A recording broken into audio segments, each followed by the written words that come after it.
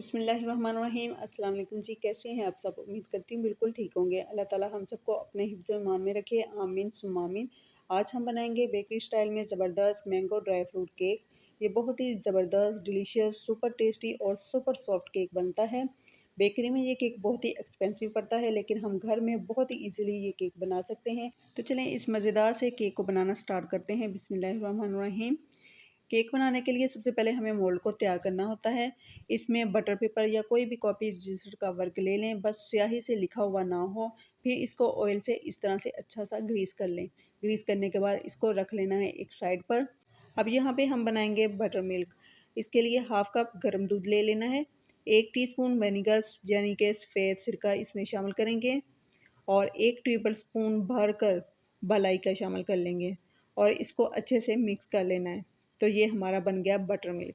इससे केक में बहुत ज़बरदस्त सॉफ्टनेस आती है। मलाई की जगह आप 1 टेबलस्पून मक्खन भी यूज़ कर सकते हैं। फिर सिरका डालने की ज़रूरत नहीं होगी, क्योंकि मक्खन में पहले से खटास मौजूद होती है। इसके बाद यहाँ पे हम लेंगे 4 अंडे और 2 से 3 मिनट तक इनको बीट करेंगे। अंडों को अच्छा सा बीट करने से इन अंडों में हवा भर जाएगी और ये वॉल्यूम में भी डबल से ट्रिपल हो जाएंगे। इनका कलर भी लाइट हो जाएगा। और अब मैंने इन अंडों को 3 मिनट के लिए बीट किया है। पहले 1 मिनट लो स्पीड, फिर 1 मिनट मीडियम और इसके बाद 1 मिनट हाई स्पीड पर। तो ये देखें, ये बहुत अच्छी फोमी हालत में आ चुके हैं। तो अब यहाँ पे लेंगे हम एक खुला सा बाउल और इसमें जो हमने बटर मिल्क बना के रखा है ये डाल देंगे और साथ ही इसमें हाफ कप ऑयल का शामिल करेंगे। 1 टीस्पून वनीला एसेंस का भी शामिल कर देंगे और इसके बाद 1 कप चीनी पीसी हुई ये भी इसमें ऐड करेंगे। ये तकरीबन 1 मिनट के लिए हम इसको फिर से दोबारा बीट करेंगे। तो यहाँ पे 1 मिनट बीट करने के बाद ये बैटर बिल्कुल स्मूथ हो जाएगा। अब यहाँ पे मैंगो प्यूरी शामिल कर देंगे। 1 मिनट में आपको दिखा दूँ, ये चौंसा वैरायटी का और इस साइज़ का आम था जिसकी मैंने प्यूरी बनाई है। ये बहुत मीठा और येलो आम होता है, इसलिए मुझे इस बैटर में कलर डालने की ज़रूरत नहीं पड़ी। लेकिन अगर आपके आम का कलर हल्का हो तो आप 1 चुटकी येलो कलर का ऐड कर सकते हैं। अब इसको अच्छे से मिक्स करने के बाद ये बीट किए हुए अंडे ये भी इसमें शामिल कर देंगे, यानी कि सारा जो मिक्सचर है वो एक बाउल में इकट्ठा कर लेंगे। फिर 2 कप यहाँ मैंने मैदा लिया है, इसके अंदर 1 टीस्पून बेकिंग पाउडर डाल लेंगे और 1/4 टीस्पून बेकिंग सोडा का ऐड किया है और 1 चुटकी नमक। अब इन तमाम ड्राई इंग्रेडिएंट्स को हमने अच्छे से मिक्स कर लेना है और एक स्ट्रेनर रखकर थोड़ा-थोड़ा करके छानते जाएंगे और अपने मिक्सचर में मिक्स करते जाएंगे। 2 से 3 हिस्सों में डिवाइड करके हम डालेंगे, एक साथ सारा ऐड नहीं करना, नहीं तो इसमें गुठलियाँ बन सकती हैं। अच्छा, ये मैदा जो है मैंने 2 बार पहले से छान कर रखा हुआ था, अभी फिर से छान रही हूँ, लेकिन पहले से भी 2 बार ज़रूर से छान लें। इससे क्या होता है, ये भी एक टिप है कि इसमें हवा भर जाती है और हमारा जो केक है वो फ्लफ़ी और जालीदार बनता है। ठीक है? तो इसलिए आप जितना हो सके मैदे को छानें, 2 से 3 बार ज़रूर छान लें। तो अब यहाँ पे ये देखिए, मैंने तीसरी बार इसमें डाला है मैदे को और इसको अच्छे से मिक्स कर लूँगी। तो ये देखिए, ये परफेक्ट कंसिस्टेंसी में हमारा जो बैटर है वो रेडी हो गया है। ये थोड़े से मिक्स ड्राई फ्रूट कट करके ऐड किए हैं, आप इसको कूट कर भी ऐड कर सकते हैं। तो अब इस बैटर को हम ट्रांसफ़र करेंगे केक मोल्ड में, जो कि हमने पहले से ऑयल से ग्रीस करके रखा हुआ है। थोड़ा सा इसको टैप टैप करेंगे ताकि जो इसमें एयर बबल्स हैं वो रिमूव हो जाएँ। इस केक को हम बगैर ओवन के प्रेशर कुकर में बेक कर रहे हैं, तो इसके लिए मैंने प्रेशर कुकर को पहले से प्रीहीट किया हुआ है और इसके अंदर आटा छानने वाली जो छन्नी होती है वो रखी हुई है और 10 मिनट के लिए इसको प्रीहीट किया था।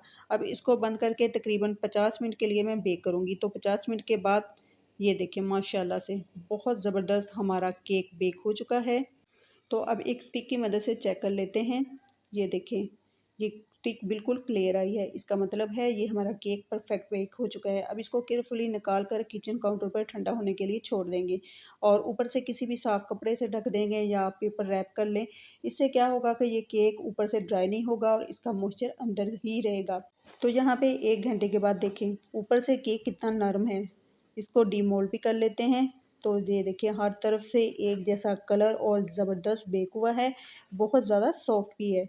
तो अब यहाँ पे मैं क्या करूँगी, 2 टेबलस्पून मैंगो जैम और 2 टेबलस्पून शहद मिक्स करके इसको ग्लेज़ बना लेना है और इसको केक के ऊपर अप्लाई करते हैं। अच्छी तरह ऊपर से साइड्स पर भी अच्छे से लगाएँगे, कोई भी जगह खाली नहीं रहनी चाहिए।